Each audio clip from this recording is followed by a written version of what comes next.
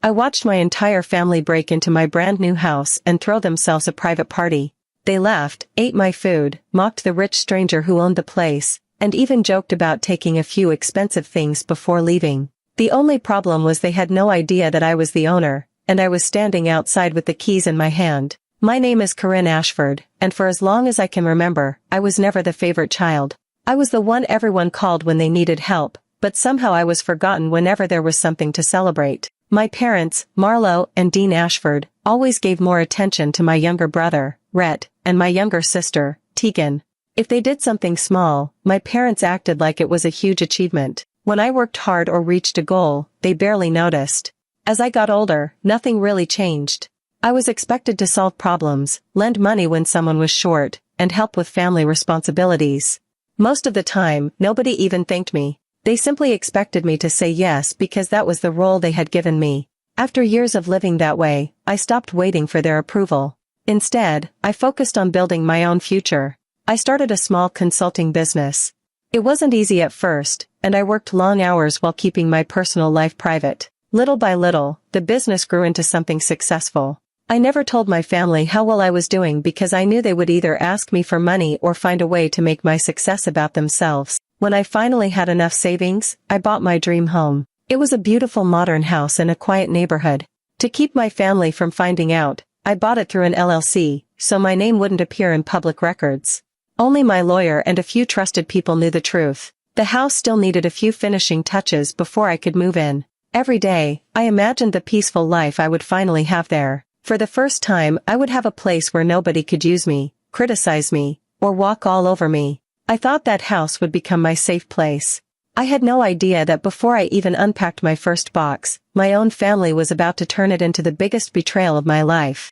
From an early age, I understood that my place in the family was different from everyone else's.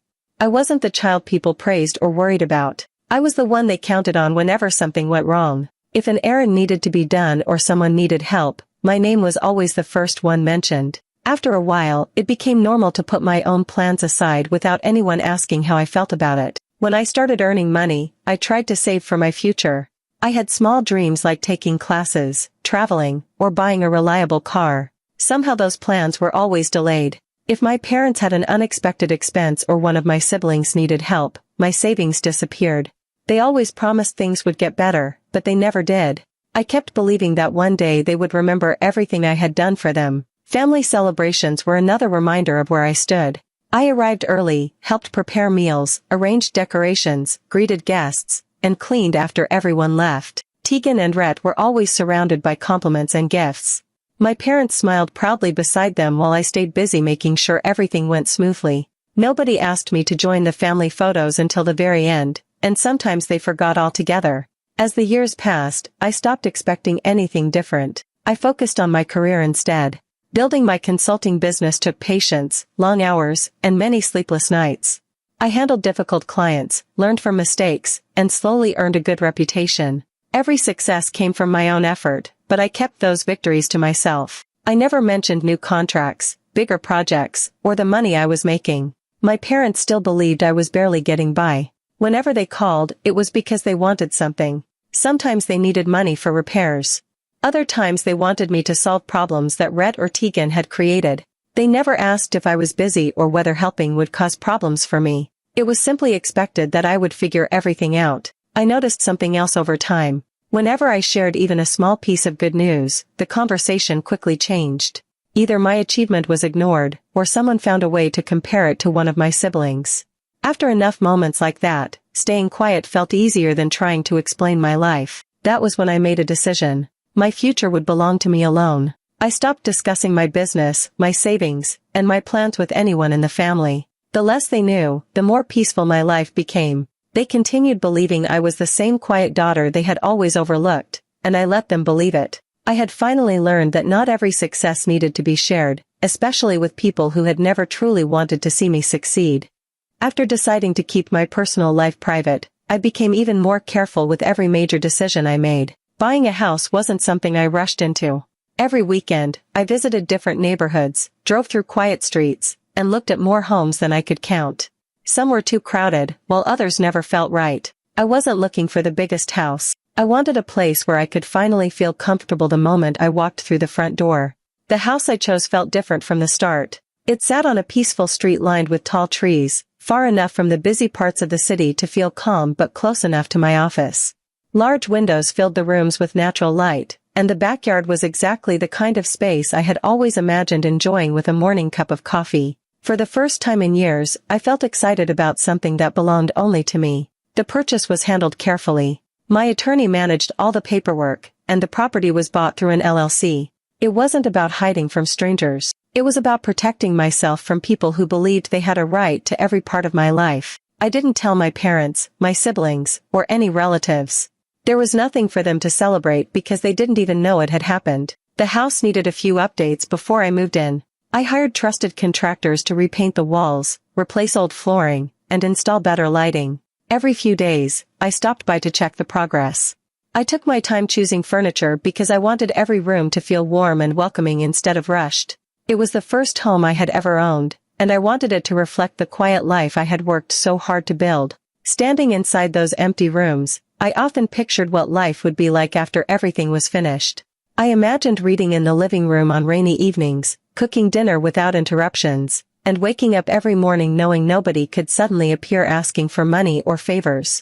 That feeling of peace meant more to me than the house itself. While I was busy planning my future, something was happening that I knew nothing about. One afternoon, my cousin Nolan drove past the property while visiting a friend nearby. He noticed the moving trucks, construction vehicles, and workers coming and going. Since the house still looked empty most evenings, he assumed nobody had moved in yet. Instead of forgetting about it, Nolan mentioned the place during a family dinner. He joked that it would be the perfect location for a private celebration because it looked expensive, quiet, and completely unoccupied. Everyone laughed, and before long, the conversation turned into a real plan. None of them stopped to wonder who actually owned the house. And none of them imagined that the owner was sitting only a few miles away, already counting the days until she could finally call it home. The final inspection was scheduled for the next morning, so I left town for an overnight business meeting without any worries. The contractors only had a few small jobs left to finish before handing everything over. I expected to return the following afternoon, collect the keys, and begin moving my belongings in over the weekend. That evening, my relatives gathered a few streets away before heading to the house together. Nolan acted as if he had everything under control. He told everyone the workers were gone for the day and that nobody would come back until morning. Since one of the construction entrances had been left unlocked for the crew, they slipped inside without much effort. At first, they treated it like some harmless adventure. They carried in folding tables, food trays, coolers, balloons, and decorations. Music started playing through a portable speaker, and before long the empty house was filled with laughter and conversation. They admired the large kitchen, wandered through the bedrooms, and joked about what it must be like to have enough money to own a place like that. Nobody seemed worried about getting caught. My father looked around and said the owner was probably some rich investor with several properties who would never notice a few hours of visitors. My mother laughed and agreed that people with houses this expensive barely spent time in them anyway. Hearing that later would bother me more than I expected. As the night went on, the conversations became more personal. Somehow my name came up even though I wasn't there. Rhett laughed and said I was probably sitting alone in my small apartment, working late like always. Tegan shook her head and said I cared too much about work because I had nothing else going for me. A few cousins joined in, saying I had always been too serious to enjoy life. Then someone looked around the beautiful living room and joked that if I ever saw a house like this, I would probably ask for a tour because I could never afford one myself. Everyone laughed without thinking twice. They spoke as if they knew exactly what my life looked like, even though none of them had bothered to ask me in years. While they enjoyed themselves, some people began opening cabinets and looking through storage spaces out of curiosity. Others tested light switches, opened drawers, and wandered into rooms that were clearly not meant for guests. They treated the place like it belonged to no one. What none of them realized was that the security system had already been activated. Small cameras quietly recorded every room, every careless step, and every word spoken inside the house. They believed they were alone, completely unaware that every moment of the evening was being saved.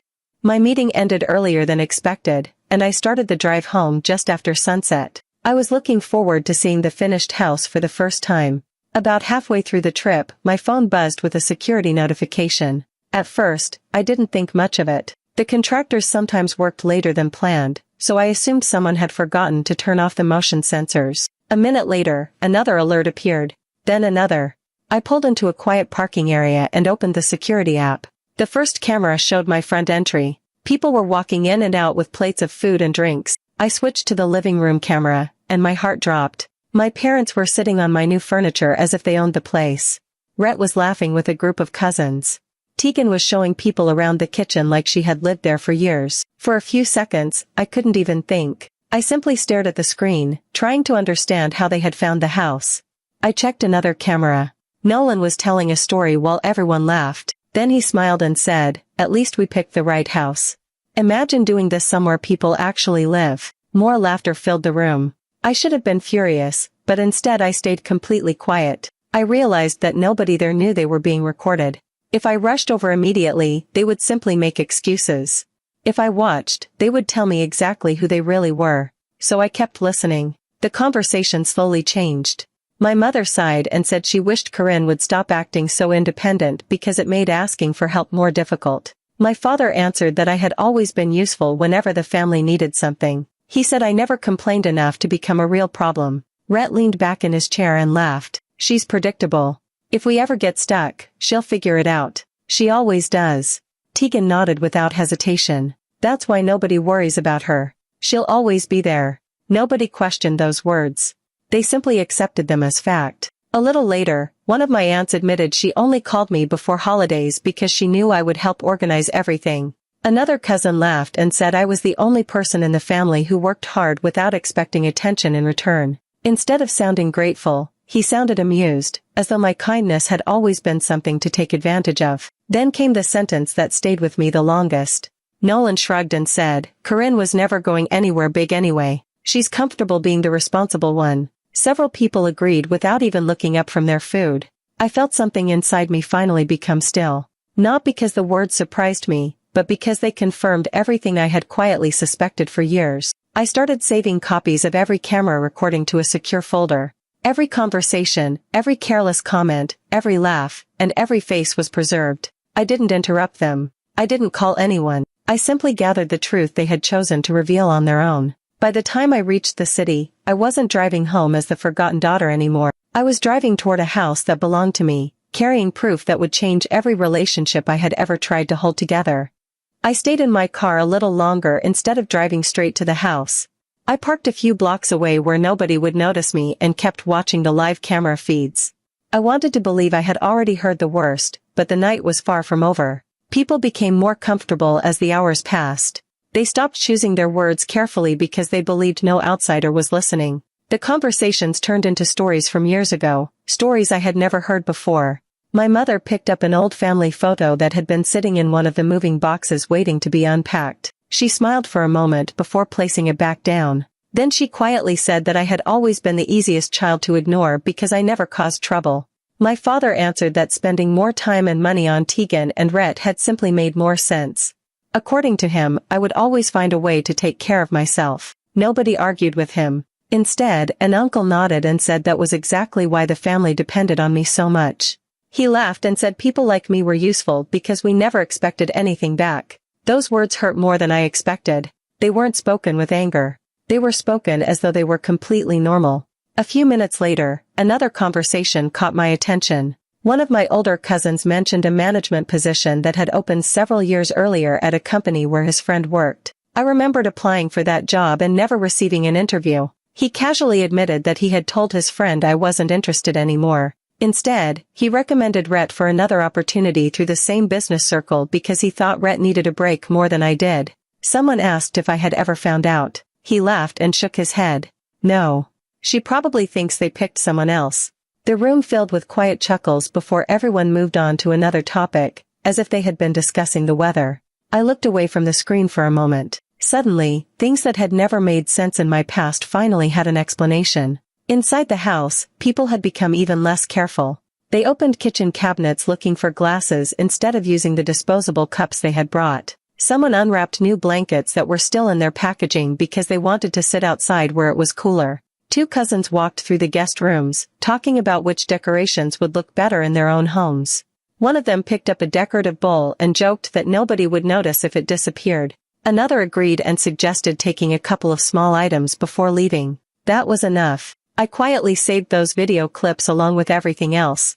Every minute added another piece to a picture I could no longer ignore. For years, I believed distance had grown between us because life became busy. That night showed me something very different. The distance had been there all along. I just hadn't wanted to see it. The cameras didn't create the truth. They simply captured what my family revealed when they believed I would never be watching.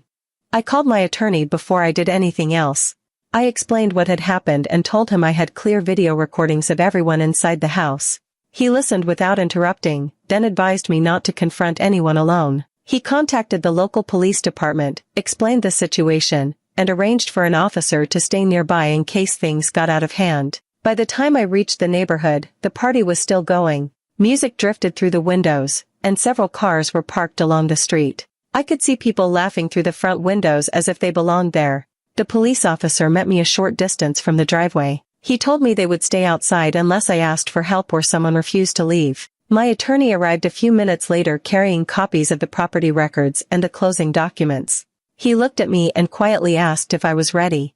I nodded. We walked toward the front door together. I slipped my key into the lock and turned it. The conversation inside continued for another second before the door slowly opened. As soon as I stepped into the entryway, the smart home system recognized my access code. "Welcome home, Corinne," the calm voice said through the speakers. The room fell completely silent. Every face turned toward me. For a moment, nobody moved. My parents looked confused.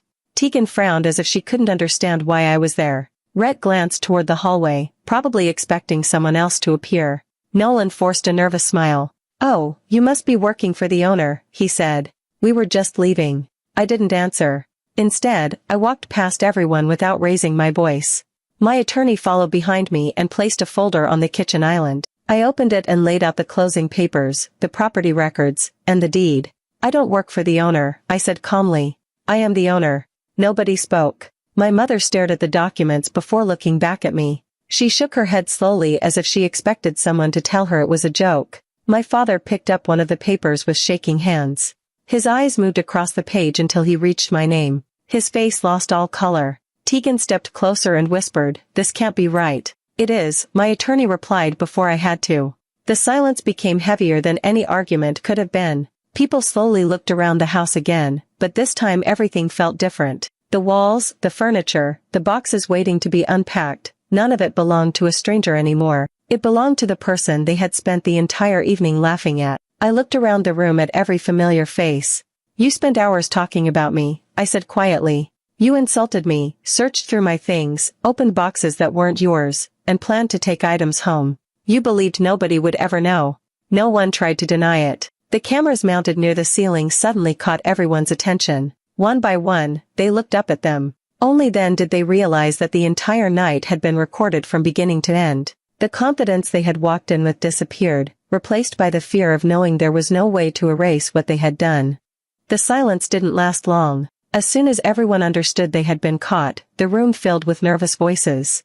People who had been laughing only minutes earlier suddenly started talking over one another. Each person seemed more interested in protecting themselves than telling the truth. Nolan pointed toward another cousin and claimed the whole idea had never been his. The cousin immediately denied it and said everyone had agreed to come. Someone else insisted they thought the house belonged to a family friend. The stories changed from one person to the next, and none of them matched. My father stepped forward with his hands raised. He tried to sound calm and reasonable. "Corinne, you've got this all wrong," he said. "We only came to make sure everything was okay. We noticed the house looked empty and thought someone should check on it." Before I could answer, my mother quickly agreed with him. She nodded several times and said they had only stayed because everyone else arrived. She acted as though she had no choice in the matter. I looked at both of them without saying a word. Then I picked up my tablet from the kitchen counter. With a few taps, I connected it to the television mounted on the living room wall. The first video began to play. It showed everyone carrying food, drinks, and decorations through the front entrance. No one looked confused or worried. They were smiling and laughing from the moment they walked inside. Nobody spoke while the recording played. When it ended, I started another clip. This time, Nolan proudly explained why he believed the owner would never find out. Every sentence he had spoken earlier filled the room again. His shoulders dropped. He knew there was nothing he could say. I played another recording. It showed my father joking that wealthy owners rarely noticed what happened inside houses they didn't live in. My mother's laughter followed only seconds later. Neither of them looked at the screen. Their eyes stayed fixed on the floor. One recording led to another. Tegan's comments. Rhett's jokes. The conversation about my career. The discussion about taking things from the house. Every excuse they had offered disappeared as soon as their own voices filled the room. Nobody argued anymore because there was nothing left to argue about. I never raised my voice. I didn't need to. The recording spoke more clearly than I ever could. When the last video ended, I turned off the television. The room became quiet again. For the first time in many years, nobody interrupted me, corrected me, or dismissed my feelings. They simply stood there, surrounded by the truth they had created themselves. Not one person could blame misunderstanding, bad memory, or someone else's words. Everything had been preserved exactly as it happened, and for once, I wasn't asking anyone to believe me. The evidence had already done that for me. Nobody stayed very long after that. One by one, they quietly collected their coats and bags and walked toward the front door. The officer waiting outside made sure everyone left without causing more trouble. No one tried to argue anymore. They understood the situation had gone too far to fix with another excuse. When the house was finally empty, I walked from room to room with my attorney. We took photographs of everything that had been damaged or disturbed. Some walls were marked, a few pieces of furniture had been scratched, unopened boxes had been torn open, and several new items were missing from where I had left them. None of the damage was impossible to repair, but that wasn't the point. My home had been treated like it had no owner, and that mattered. Over the next few days, my attorney handled the paperwork. Claims were filed against the relatives who had entered the property without permission and against those responsible for the damage. Every repair, every missing item, and every cleaning cost was carefully listed. I wasn't asking for anything extra.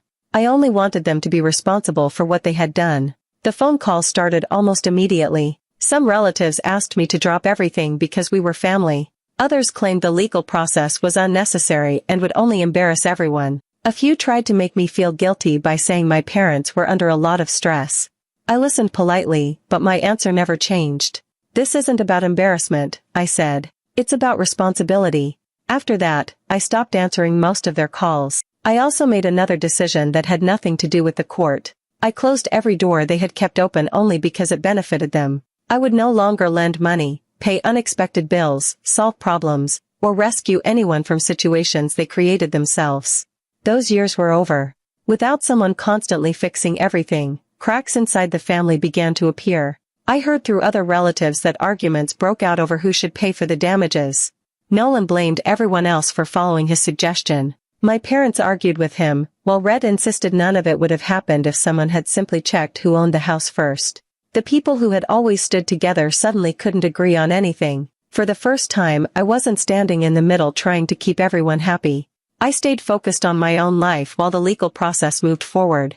My attorney kept me informed, but I no longer felt the need to follow every detail. I had already heard everything I needed to hear that night. I thought revenge would feel loud, dramatic, or exciting. Instead, it felt quiet. Justice wasn't about making them suffer. It was about refusing to carry the weight of their choices any longer. Once I understood that, I felt lighter than I had in years. I wasn't walking away because I hated them. I was walking away because I had finally learned to choose myself. Several months passed before everything finally settled down. The repairs were finished, the paperwork was complete, and the last of the unopened boxes had been unpacked. On a quiet Saturday morning, I carried my final bag through the front door and placed it in the hallway. For the first time, the house didn't feel like a project or a dream. It finally felt like home. I took my time arranging every room. There was no rush and no pressure to impress anyone. Each picture on the wall, every chair, every lamp, and every book on the shelves had been chosen because I liked it. The house reflected my life instead of someone else's expectations. The neighborhood turned out to be exactly what I had hoped for. My neighbors introduced themselves without asking personal questions or making assumptions about me. They welcomed me with simple kindness.